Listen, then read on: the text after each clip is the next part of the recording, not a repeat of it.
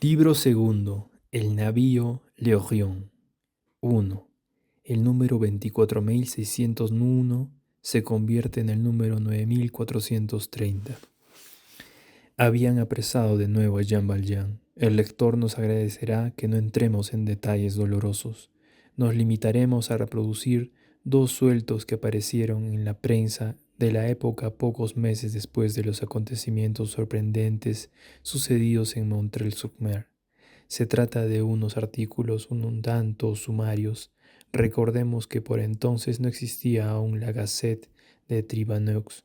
Tomamos el primero de Le Drapeau Blanc, lleva fecha del 25 de julio de 1823. Un distrito de Le Pas-de-Calais acaba de ser el escenario de un acontecimiento poco usual.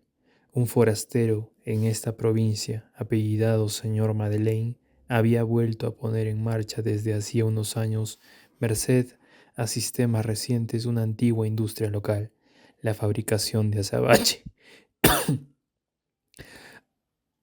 Abalorios negros. Se enriqueció, fuerza es decirlo, enriqueció al distrito. En agradecimiento a sus servicios, recibió el nombramiento de alcalde. La policía ha descubierto que el señor Madeleine no era sino un expresidiario que había quebrantado el destierro, condenado por robo en 1796 y de nombre Jean Valjean. Habían devuelto a Jean Valjean a presidio para hacer que, antes de que lo devolvieran, consiguió retirar de la banca Lafitte más de medio millón que tenía depositado en ella, y por lo demás había ganado muy legítimamente.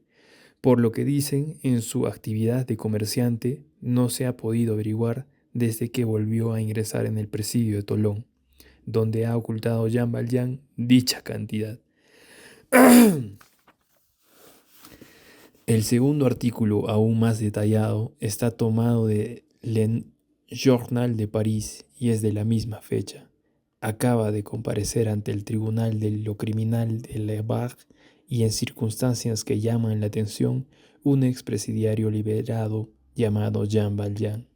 Este granuja había conseguido burlar la celosa vigilancia de la policía, cambió de nombre y se las ingenió para que lo nombrasen alcalde de nuestras poblaciones del norte. Creó en dicha población una industria de bastante envergadura. La infatigable diligencia del Ministerio Público lo ha desenmascarado y detenido por fin. Tenía por concubina a una mujer de la vida que murió del susto en el momento de la detención. Ese miserable que cuenta con una fuerza hercúlea consiguió evadirse, pero 3 o 4 días después de la evasión la policía volvió a echarle el guante en el propio París, en el momento en que se estaba subiendo a uno de esos cochecitos que hacen el trayecto de la capital al pueblo de Montfermil, Seine-et-Oise. Dicen que aprovechó el intervalo de esos 3 o 4 días de libertad para retirar una cantidad considerable que tenía colocada en una de nuestras principales bancas. Se calcula que esa cantidad es de entre 600 y 700 mil francos, por lo que dice la acusación, ha debido de enterrarla en un lugar que solo él sabe. No se ha podido incautar. Fuera como fuere, el llamado Jean Valjean acaba de comparecer ante el Tribunal de lo Criminal de la provincia de La Barre, acusado de, acusado de un robo en descampado cometido a mano armada hace unos 8 años, y del que fue víctima uno de esos honraditos chiquillos que, como refiere el patriarca de Ferney en versos inmortales, de Saboya nos llegan cada año y limpian con su mano diligente los canalones del hollín cegados. Este bandido renunció a defenderse.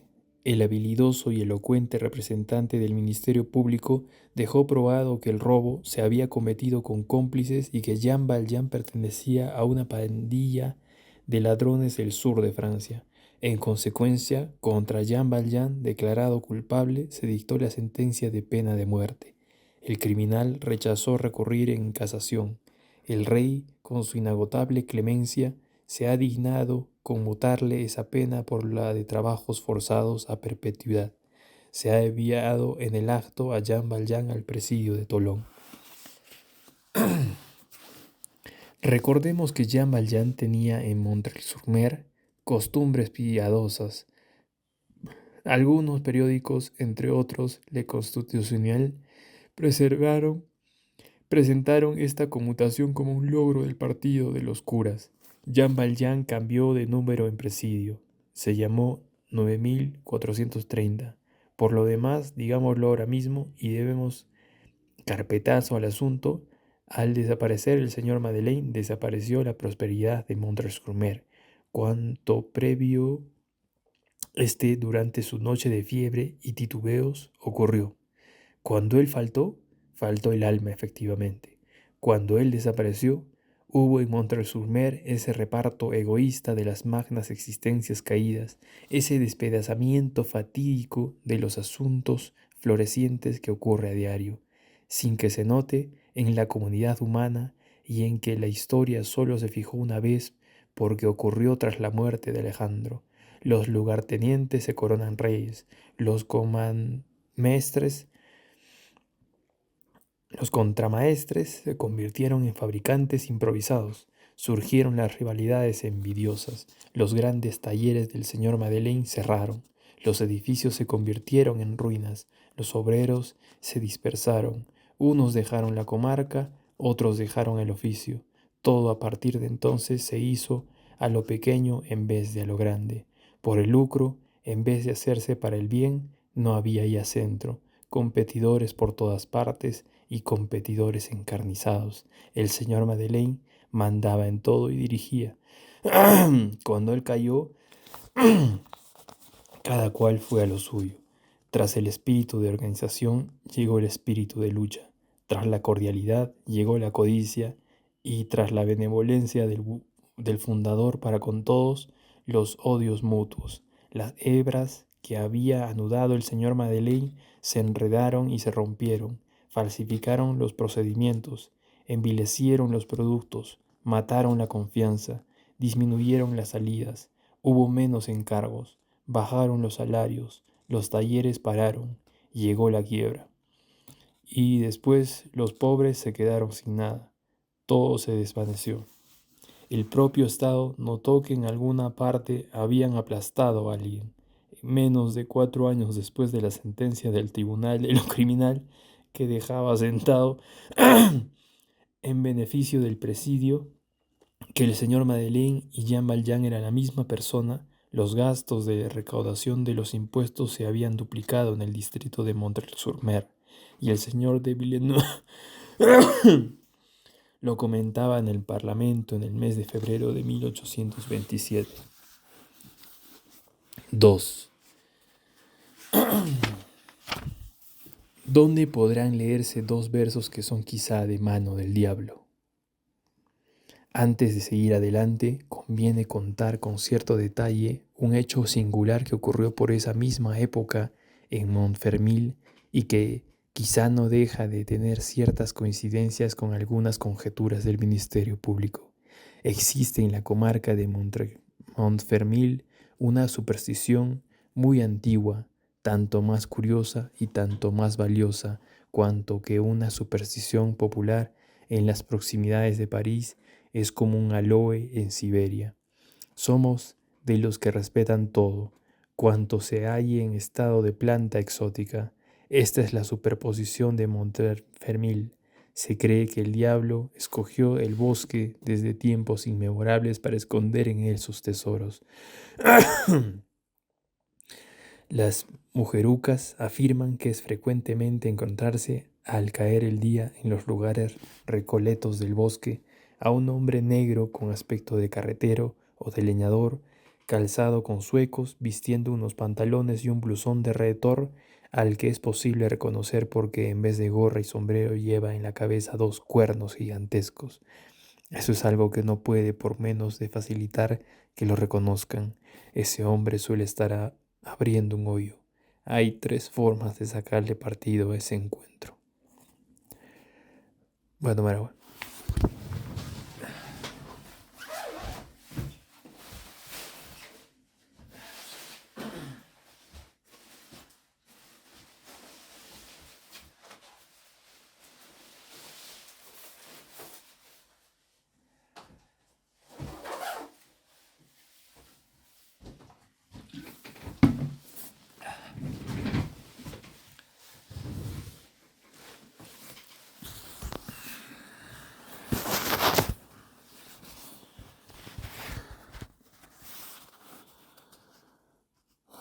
La primera es acercarse al hombre y dirigirle la palabra. Entonces te das cuenta de que ese hombre es, sin más, un labriego, que parece negro porque está anocheciendo y que no está abriendo un hoyo sino segando hierba para las vacas, y que lo que se ha tomado por unos cuernos no es sino una horca para el estiércol, que lleva a la espalda y cuyas puntas, merced a la perspectiva de esa hora de la tarde, parece que le salen de la cabeza.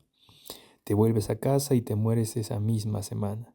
La segunda es quedarse observándolo, esperar a que termine de abrir el hoyo, a que lo cierre y a que se vaya, y luego ir corriendo hasta el agujero, volver a abrirlo y sacar el tesoro, que el hombre negro no ha podido por menos de meter en él. En ese caso, te mueres dentro del mes. Por último, la tercera forma es no hablar con el hombre negro, no mirarlo y salir a todo correr. Te mueres dentro del año.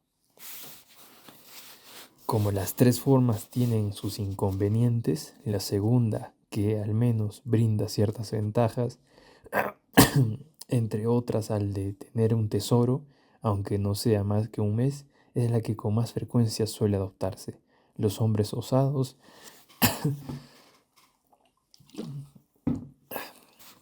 Los hombres osados, a quienes tientan todas las oportunidades, han vuelto a abrir, pues, en bastantes ocasiones, por lo que se dice, los hoyos que cava el hombre negro, y han intentado robar al diablo. Por lo visto, los resultados no dan para mucho. Al menos si hemos de creer lo que cuenta la tradición, y en particular los 2 versos enigmáticos en latín bárbaro que dejó al respecto un mal monje normando, un tanto brujo llamado Tripón. El tal Tripón está enterrado en la abadía de San George de Bocherville, cerca de Rouen, y de su tumba nacen sapos. Así que, por lo visto, uno hace esfuerzos tremendos porque esos agujeros son extraordinariamente hondos. Uno suda, rebusca y se pasa la noche manos a la obra. Por esas cosas se hacen de noche. Se le queda a uno empapada la camisa, se gasta toda la tela, mella el pico, y cuando por fin llega al fondo del agujero, cuando le echan el guante al tesoro, ¿cómo, con qué se encuentra? ¿Cuál es el tesoro del diablo? Una moneda de 5 céntimos, un escudo a veces, una piedra, un esqueleto, un cadáver ensangrentado, en ocasiones un espectro doblado en 4 como una hoja de papel en una cartera. A veces nada. Eso es lo que parecen anunciar a los curiosos indiscretos los versos de Tripón. Fodit et in fossa thesaurus condit opaca, as numus lapides cadáver simulacra nihilque. Parece ser que en nuestros días también se encuentran ora un cebador con pólvora y unas balas, ora una baraja vieja, grasienta y chamuscada que es indudable que ha usado el diablo.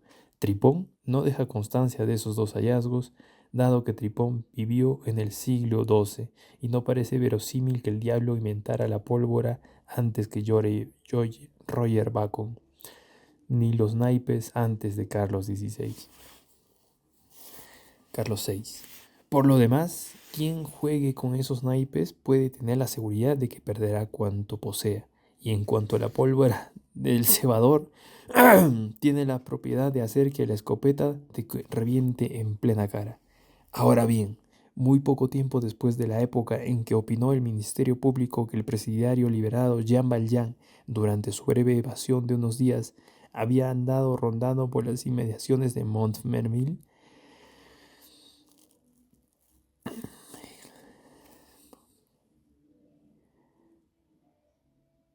Notaron que en ese mismo pueblo un peón caminero viejo de nombre Boulatruelle hacía cosas raras en el bosque.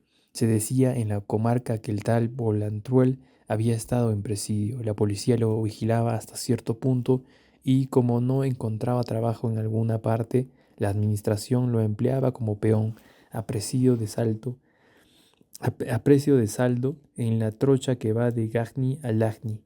A Boulatruelle lo miraban mal las personas del lugar, demasiado respetuoso, demasiado humilde, muy dispuesto a quitarse el gorro ante cualquiera, tembloroso y sonriente con los gendarmes, afilado a una banda seguramente a lo que decían, sospechoso de emboscadas en un recodo de los bosquecillos al caer la noche.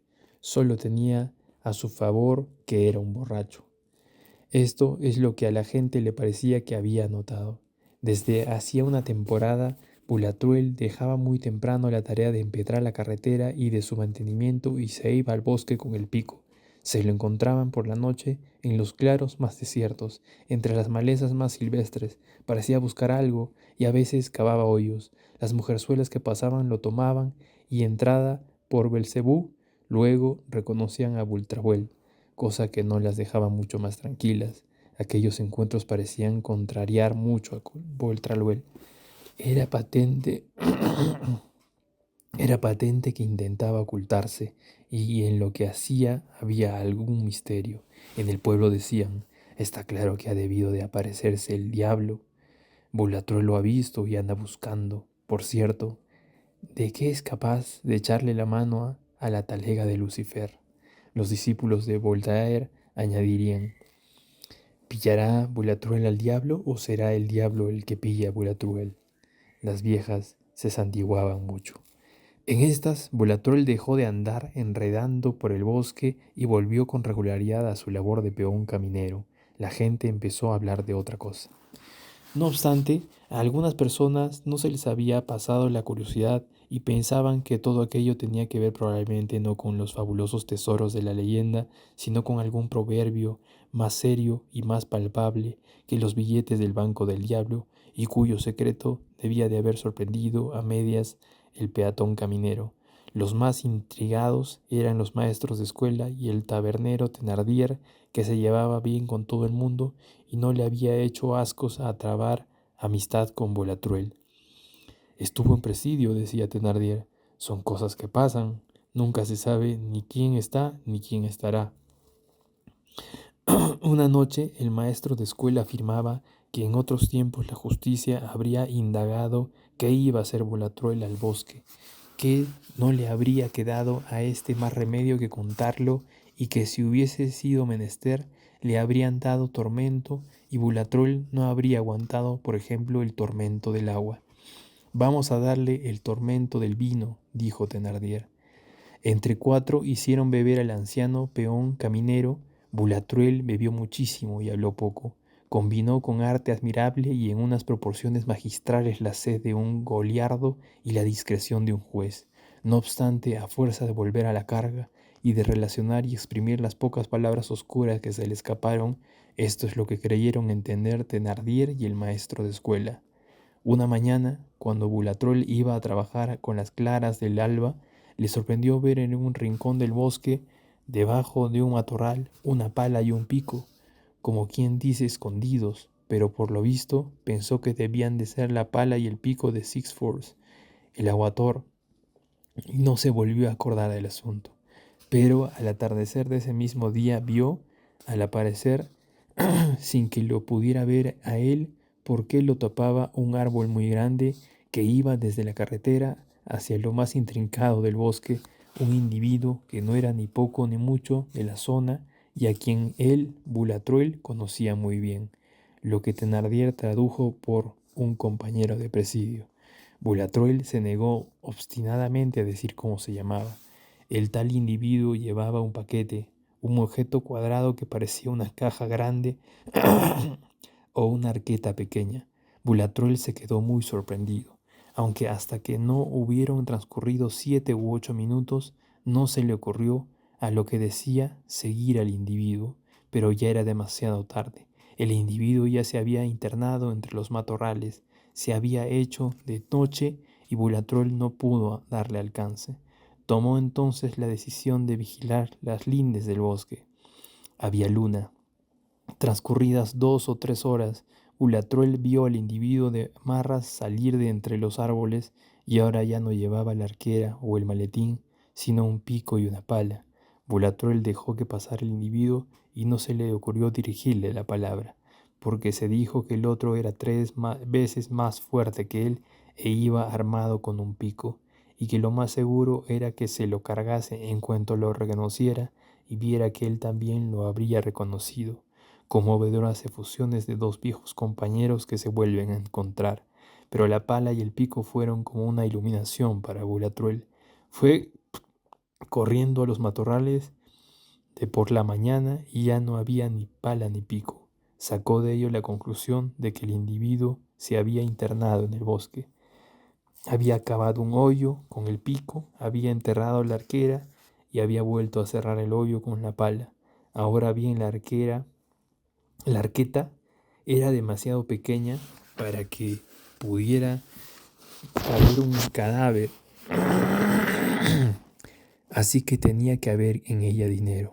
De ahí todas aquellas investigaciones suyas.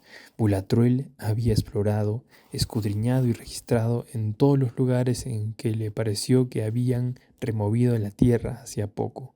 En vano, no había pescado nada. Nadie volvió a acordarse del asunto en Montfermil. Solo unas cuantas comadres dijeron que no le quepa duda a nadie que el peón caminero de Gagny no organizó todo aquel barullo por nada. Seguro que vio al diablo. 3. De que forzosamente la cadena de la argolla tenía que haber pasado por cierta labor preparatoria para que se la pudiera romper así de un martillazo.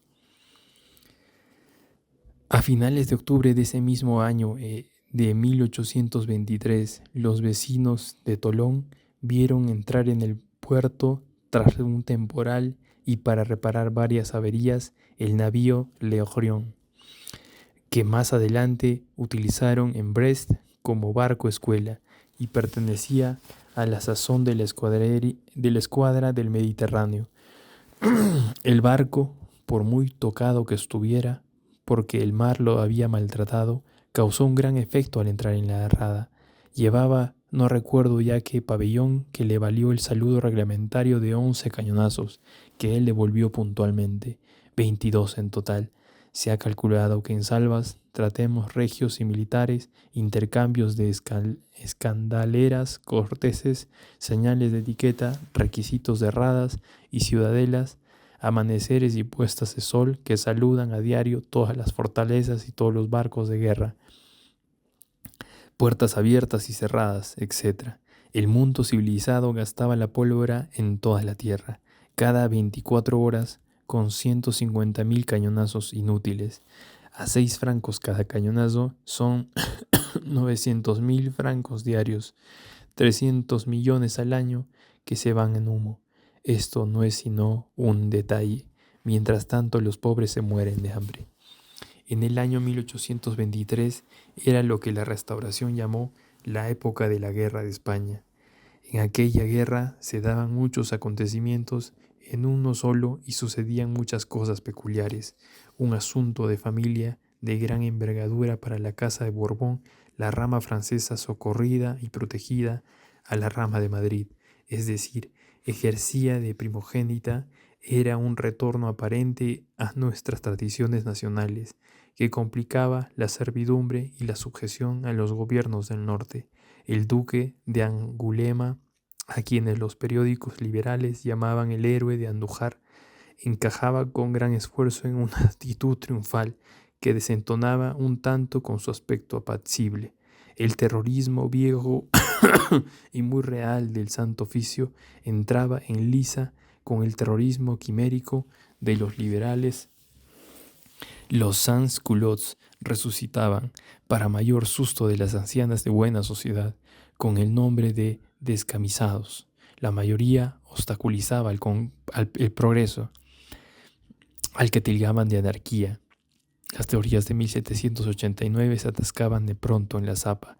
Realizaba su viaje de aprendizaje, dándole la vuelta al mundo, una intimidación europea al darle el alto a la idea de Francia.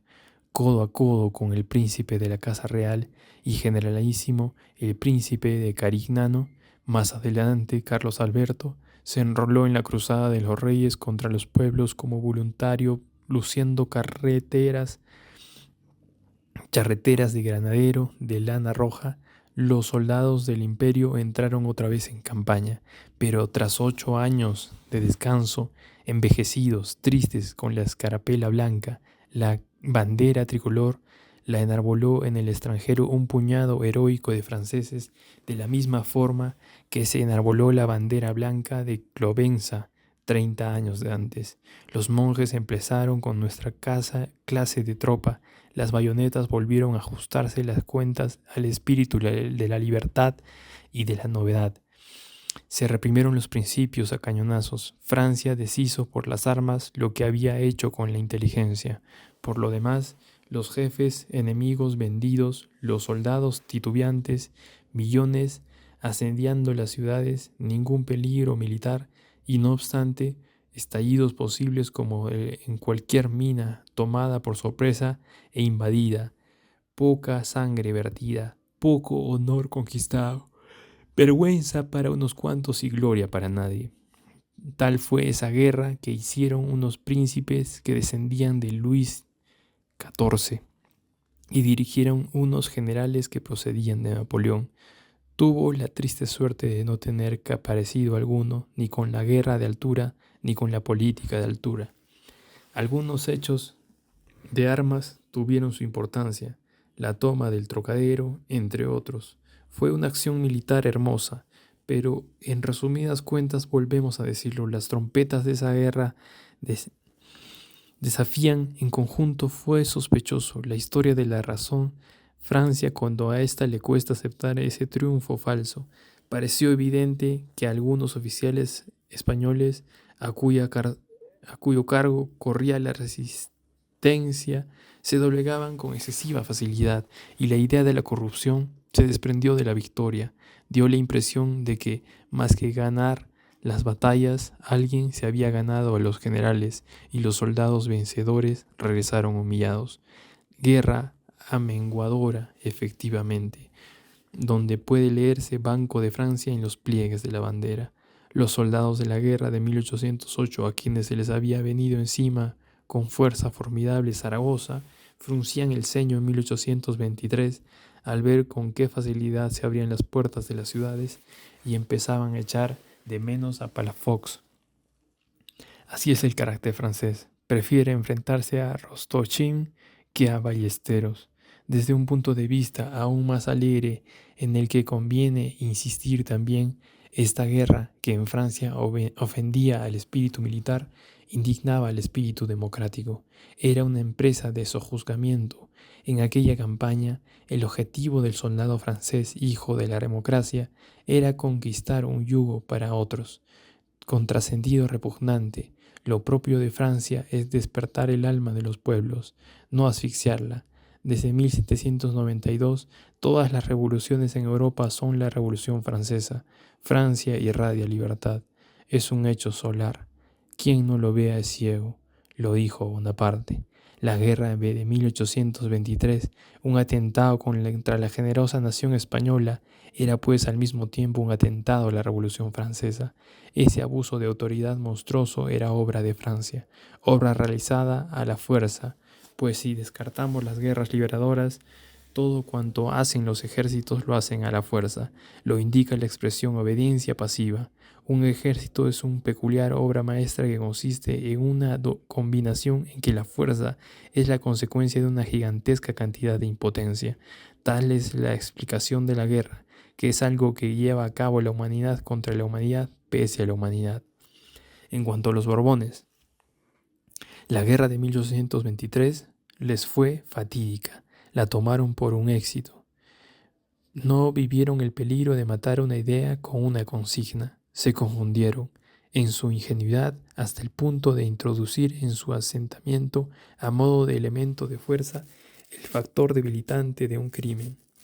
La mentalidad se acechaba alevosa entró en su política. En 1830 fue la germinación de 1823.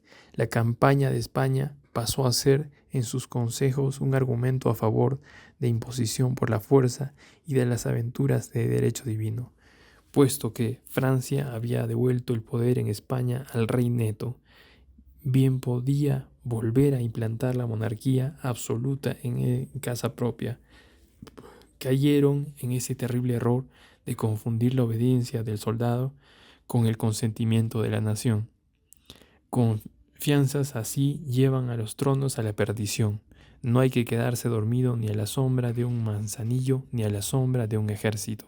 Volvamos al navío Leorión.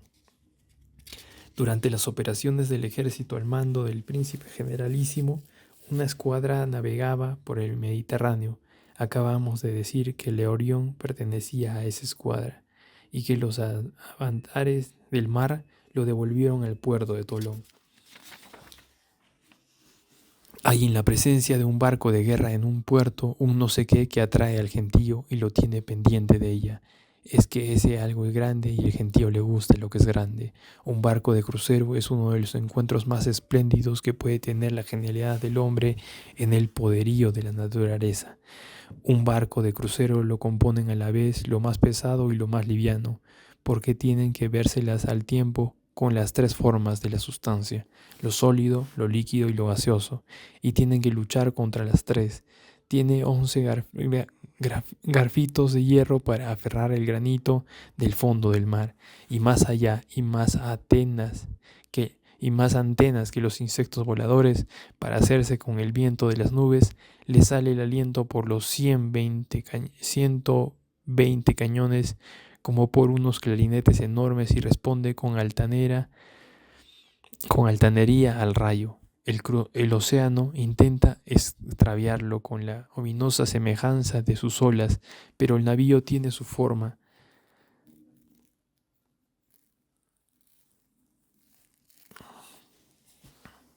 Pero el navío tiene su ala, la brújula que lo controla y siempre le señala el norte. En las noches oscuras sus fanales suplen a las estrellas. Así es como contra el viento tiene la cuerda, el trampo, contra el agua, la madera, contra la roca, el hierro, el cobre y el plomo, contra la sombra, la luz, contra la inmensidad, una aguja.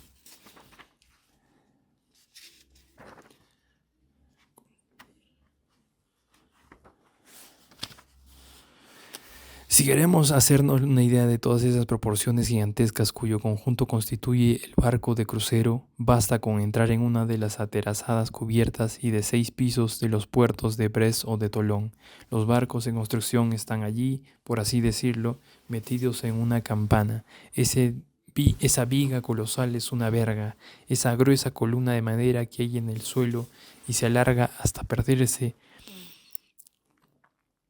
de vista es el palo mayor, medido desde la raíz, desde la cala hasta la cumbre, entre las nubes, llega a las 60 toesas y tiene 3 pies de diámetro en la base. El palo mayor inglés se alza 217 pies por encima de la línea de flotación. La marina de nuestros padres usaban cables, la nuestra cadenas. El simple monto de cadenas de un navío de 100 cañones tiene 4.000 pies de alto. Tiene 4 pies de alto, 20 pies de ancho y 8 pies de grueso. ¿Y cuánta madera se precisa para construir un barco? 3.000 estéreos. Es un bosque flotante. Y eso que, dejémoslo claro, solo estamos hablando aquí de un buque militar de hace 40 años. El simple barco de vela, el vapor aún en sus albores, ha añadido a partir de entonces nuevos milagros a ese prodigio al que llaman barco de guerra. En la actualidad, por ejemplo, el navío mixto de hélice es una máquina sorprendente que mueve un velamén de 3.000 metros cuadrados de superficie y lleva una caldera con una fuerza de 2.500 caballos. Por no hablar de estas maravillas nuevas, el barco antiguo de Cristóbal Colón y de Ruyter es una de las obras maestras del hombre. De fuerza inagotable y de infinitos alientos, almacena el viento en las velas, posee precisión entre la inmensa expansión de las olas, flota e impera. Llega una hora, sin embargo, en que la borrasca quiebra como una paja esa verga de 60 pies de alto, en que el viento dobla como un junco ese mástil de 400 pies de alto, en que esa anda que pesa 10.000 libras se retuerce en las fauces de las olas como el zancudo de un pescador en la boca de un sollo, en que esos cañones monstruosos sueltan hacia el vacío y la oscuridad, y en que toda esa fuerza y esa majestuosidad se abisman dentro de una fuerza y una majestuosidad superiores. Siempre da que pensar a los hombres, ver que se desencadena una fuerza inmensa para desembocar en una debilidad inmensa. Por eso en los puertos abundan tanto los curiosos, sin entender a veces por completo el porqué, alrededor de esas maravillosas máquinas de guerra y navegación. Todos los días, pues a la mañana y a la noche, los muelles, el extremo de los espigones, las escolleras rebosaban de un gran número de ociosos y mirones, como se los llama en París, cuyas ocupaciones consistían en contemplar l'Orient. L'Orient llevaba mucho siendo un barco enfermo. En sus anteriores navegaciones, gruesas tantas que iba a perder velocidad, lo habían puesto en diques Lo había puesto a dique seco al año anterior para raspar esas conchas y volvió luego a navegar. Pero el raspado causó daños en el empernado de la cadena. A las alturas del Valeries el forro de cubierta se resintió y se abrió, y como las bagras no eran a la sazón del Chapa, el barco hizo agua. Llegó en un fuerte chubasco de equinoccio que hundió al vapor al Vesque y una porta y dañó la mesa de guarnición de Mesana. Tras esas averías, l'Orient volvió a Tolón. Estaba anclado cerca del arsenal, lo estaban habituallando y reparando. El casco no había sufrido